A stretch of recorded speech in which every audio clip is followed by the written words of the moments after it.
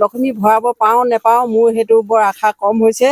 আৰু এতিয়া দেখিছোঁ প্ৰতি ৰাইজৰ প্ৰতি ঘৰতে চবেতো আমি কিনিয়ে খোৱা মানুহ হ'লেও দুবিঘা খেতি কৰিছোঁ। সেইখিনিও যদি নষ্ট কৰে আমাৰ ল'ৰা ছোৱালী কি খাই আমি পোহপাল কৰিম?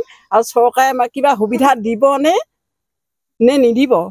নে আমি কি কৰি খাম? ৰাতিপুৱা গধূলি কালি আহি গোটেই পথাৰ জেং দিছোঁ। আমাৰ পথাৰলৈ গ'লে চকু পানী ওলায়। এতিয়াও চাওকগে আপোনালোকে, এখন পথাৰ আমাৰ নাই, ইমানখিনি হৈ আছে। সেইখিনি হ'বনে নহ'ব? চৰকাৰে যে কি আহ্বান জনায়, নে দৰৱ ঔষধ দিয়ে নে নহ'ব? কিবা ক্ষতিপূৰণ দিয়ে নে হেৰি কৰি চাইহি? কিবা এটাতো আমাৰ আহ্বান দিব লাগিব। খেতি প্ৰথম ভালেই আছিলে, আমি দেখি ভালেই লাগিছিলে খেতি যেনেধৰণে কৰি আছিলোঁ। এতিয়া মানে পোক পৰাৰ পৰাই আমাৰ গোটেই কৃষকৰ মানে নষ্ট হৈ গৈছে। আৰু কোনো মানুহৰ ঘৰে মানে ইয়াত পোক নপৰাকৈ থকা নাই, গোটেই পথাৰবোৰ মানে হৈ গ'ল। ইমান আচৰিত ধৰণে হৈছে, এজোপা গছত কমেও 50টামান পোক হ'ব। গতিকে মোৰ পৰা খাই একদম শেষলৈকে মানে প্ৰায় 4 আঙুলমান তলত আছে, সিমানখিনি বাকী হৈছে। আকৌ হ'বনে নহ'ব আমাৰ সন্দেহ মানে।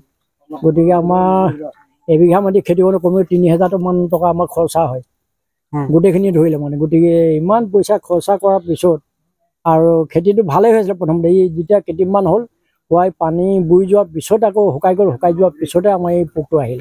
অহাৰ পিছত এতিয়া আমাৰ গোটেই ৰাইজে মানে প্ৰত্যেকে গৈ পথাৰত গৈ মানে দৰৱ পাতি দিছে যিটো কাম হোৱা নাই মানে গোটেইবোৰ। কিমান পৰিয়াল আছে গাঁওখনত? আমাৰ ইয়াতো বহুত পৰিয়াল আছে। এতিয়া আমাৰ ধৰি লওক আমাৰ নিজৰ গাঁওখনতে আপোনাৰ 140 ঘৰমান আছে নামঘৰ দেই হিচাপ মতে।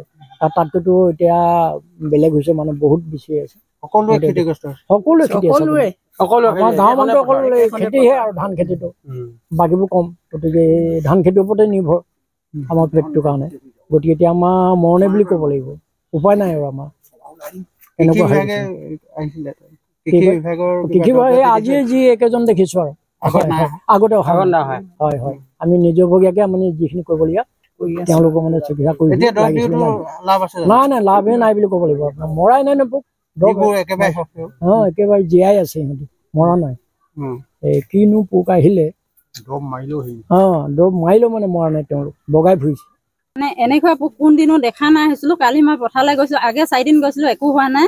কালি মই গৈছো মানে এজোপা গছতে 50টা কি 40টা সেনেকুৱা মানেকে খাইছে। এমৰ পৰা খাই নিছে, তাৰমানে গুৰিলৈকে খাই নিছে। আৰু মানে কোনো দিন আৰু বাচিব বুলি আশা কৰা নাই। দৰৱ মাৰিলে বেছি হয় ন, আমাৰ দৰৱ মৰা নাই, খালি দৰৱ মাৰিলে বেছি হয় বুলি কোৱা দেখি দৰৱ নাই। পৰীক্ষা কৰিছিলে মানে দৰৱ মাৰিলেও মানে পোকটো নমৰিছে। এনেকুৱা পোক মানে পোকটো মানে কালি মোৰ মেখেলাত লাগি আহিছে।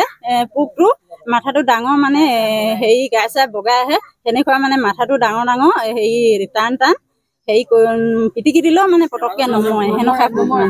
মই কোনদিনো দেখি নাপোৱা হৈছিলো। মানে কি আমি কেনেকৈ খাম মানে হাজিৰা কোনোদিনে এনেকুৱা পোক দেখাই নাই। আমি খেতি মানে আমাৰ খেতিয়ে আৰু বাগান অলপ আছে, আৰু কৰি খাবলে মানে আমাৰ একো উপায় নাই। মানে কি হ'ব কি নহয় সেইটোকে মই যেন তেন মানে খেতি কৰি সেই বছৰেকৰ ভাতকেইটা খাওঁ মানে। এতিয়া যদি এনেকুৱা এটা হয় ল'ৰা ছোৱালী আমি কেনেকে কি কৰিম, সেইটো কাৰণে ভাবি মানে নিজকে মানে ৰাতি এদিন টোপনি নধৰা হৈছে। কি হ'ব কি নহয় কোনদিন এনেকুৱা এটা হোৱা নাই অৱস্থা, এইবাৰ প্ৰথম হৈছে। পানী বানো দেখিলো, পানী বানো কোনদিনো দেখি নাপাইছিলো। পানী মানুহ পৰা মানে ৰোৱাখিনি বাচিলে। এইবাৰ এনেকুৱা পোক এটা মানে আমি একো হেৰি কৰিবই পৰা নাই। দৰৱো চাকি জ্বলাই মানে একো কৰিব নাই। চবৰ মানে ৰাতি দিন টোপনি নহা হৈছে। কি কৰি খুৱাম ল'ৰা, কি নকৰিম একো ভাবিয়ে উপায় পোৱা নাই। যিকোনো খবৰৰ বাবে যোগাযোগ কৰক 70901730 অথবা 7099017990 নম্বৰত।